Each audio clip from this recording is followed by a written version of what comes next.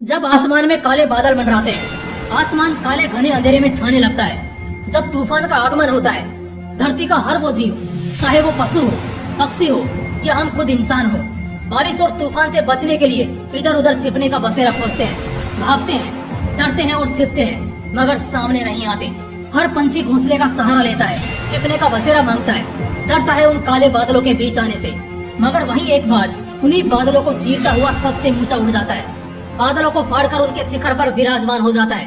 न बारिश की बूंदों की परवाह करता है, न दूसरे पंछियों के डरपोक मिजाज को फॉलो करता है। वो बस वही करता है जो उसका दिल कहता है, और दिल कहता है कि मेरे अंदर डर के लिए नहीं, उस आग के लिए जगह है जो बार बार मुझे बादलों के सहारे नहीं बल्कि बादलों का ताज बनने पर मजबूर करती है। जिनके दिल में डर नहीं, एक भड़कती ज्वाला है ना, बेशक वही दुनिया पर राज करते हैं। ठीक ऐसा ही कुछ बाज की कहानी में भी बयान होता है। तभी तो वो पूरे आसमान पर राज करता है, पंछियों के पीछे नहीं जाता, तोते की तरह सिर्फ बोलना नहीं जानता, बल्कि कुदरत को चुनौती देकर टकराने का साहस दिखाता है। तभी तो वो करोड़ों पंछियों का राजा कहलाता है। एक बाज कभी उड़ान भरने से पहले शोर नहीं करता, और जब उड़ान भरता है तो बादलों से ऊपर उड़ता है।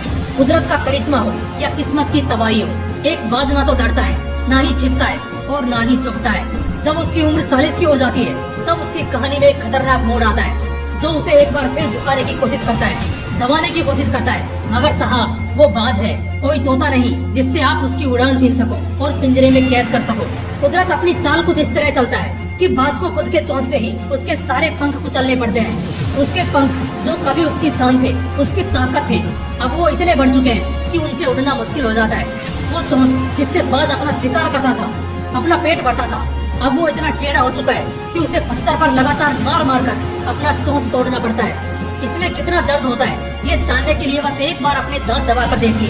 उससे 100 गुना ज्यादा पीड़ा एक बाज सहता है। वो ऐसा इसलिए करता है क्योंकि इन सब के बाद अब प्रकृति उसे दूसरा जीवन देती है। उसे नया चोंच मिलता है, नए पंख मिलते हैं, नए नाखून मिलते हैं, जिससे वो अगले 30-40 साल तक और जी सकता है। सोचने वाली बात यह है कि आखिर उस बाज की मानसिकता कितनी मजबूत होगी जो उसे लगातार खुद को पीड़ा देने के लिए मजबूर करती है। अगर हमारे हाथ या पैर का एक नाखून भी टूट जाए तो हम सारी रात दर्द के कारण सो भी नहीं पाते, मगर एक बाज वो सब झेलता है और लगातार अपने आप को बादशाह पर टिकाए रखता है। बाज की खासियत जानते हो क्या है? एक बाज हमेशा अपने पंखों से पहले अपने हौसलों से उड़ान भरता है, क्योंकि पंख तो दूसरे पंछियों के पास भी होते हैं, लेकिन वो बस पेड़ तक का ही फासला तय कर पाते हैं, जबकि एक बाज पर्वत की चोटी से बादलों के ऊपर तक उड़ान भरता है। बाज से ऐसे सीखने को तो कई सीख हैं, लेकिन अगर तुम अपनी जिंदगी में कुछ भी अच्छा करना चाहते हो तो बस बाज से 3 चीजें जरूर सीख लेना। पहला, बोलो मत, करके दिखाओ। दूसरा, खुद को कष्ट देने से मत घबराओ, क्योंकि वही कष्ट तुम्हें एक खूबसूरत जिंदगी देगा। तीसरा, मुसीबत के सामने झुको मत, बल्कि मुसीबत को झुकाओ। ये 3 सीख जीवन की सबसे अनमोल सीख है, और ये गुण हर राजा में होता है, चाहे वो शेर हो, बाज हो, किसी देश का राजा हो या कोई बड़ा क्रांतिकारी आदमी हो। कहानी में जो योद्धा होता है ना, वो योद्धा तभी एक हीरो कहलाता है जब वो अपने सामने आने वाले चैलेंजेस से डरता नहीं बल्कि जिगर से लड़ता है, और हर बाउंड्री को पार करके अपना झंडा लहराता है। बाज और शेर दोनों में एक खूबी है कि वो किसी भी सीमा रेखा को नहीं मानते। उनके लिए सीमा रेखा कोई मायने ही नहीं रखती। दूसरे पंछियों की उड़ान जहाँ समाप्त होती है, एक बाज की उड़ान वहीं से शुरू होती है। दोस्तों, बाज की मानसिकता को अपना लो।